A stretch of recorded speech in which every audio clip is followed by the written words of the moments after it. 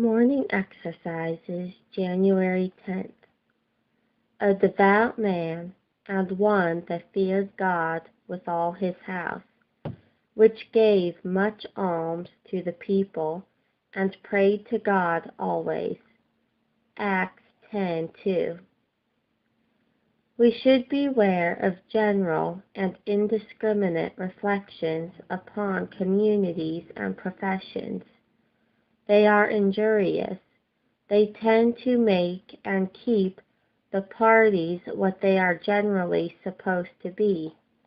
They are unjust, for there are always exceptions, and they are ungenerous, for the more temptations men have to resist, the more evils they may have to subdue, the more difficulties they have to struggle with, the more deserving and commendable is the individual that succeeds, or rather, the more is the grace of God glorified in him.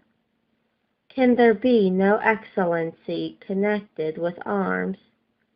In the New Testament we meet with no less than 4 centurions, and all are spoken of with approbation. The centurion who came to our Lord on the behalf of his servant, the centurion that watched at the cross, the centurion that behaved so courteously to Paul in his voyage, and Cornelius here spoken of. He is supposed to have been a proselyte, but he was not. Yet he worshipped God, the knowledge of whom he probably obtained by residing with his men in Judea. He was a devout man, and 3 fine unions are mentioned in his character and conduct. A union of personal and relative duty.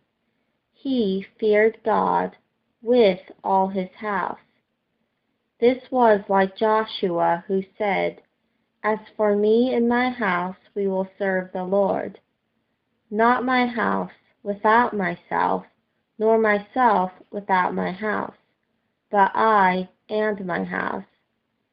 If we are godly ourselves, we shall surely give evidence of it by instructing and admonishing and impressing those who are placed under our care. And in vain shall we use the means if we counteract them by our own example. We must do as well as teach. A union of piety and morality. He gave alms and prayed. Piety is more than prayer, and morality is more than alms. Yet, alms and prayer are not only parts, but essential parts of them, and they can never be separated. Some talk of their love to the gospel and their communion with God, who are hard-hearted and close-handed. But whoso hath this world's good, and seeth his brother have need, and shutteth up his bowels of compassion from him, how dwelleth the love of God in him? Others stand fair with their fellow creatures, and are distinguished by liberality and kindness. Yet they have no fellowship with the Father and his Son, Jesus Christ. They live without God. They indulge their sensual passions, and imagine that charity covers a multitude of sins.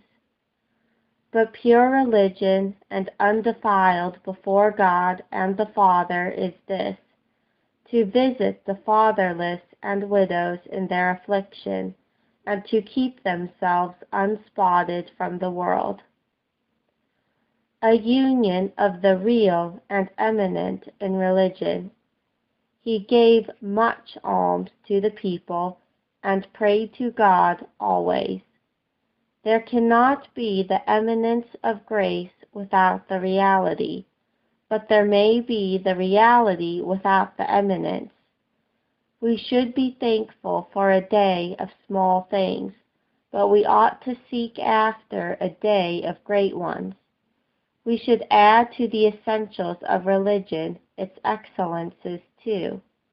We should not only have life, but have it more abundantly. As to our temporal condition, we should be content with such things as we have, but contentment does not become us in divine things. There we should be ambitious. There we should be covetous. We need more, and more is attainable. Let us therefore enlarge our desires and our hopes, and seek to be filled with all the fullness of God.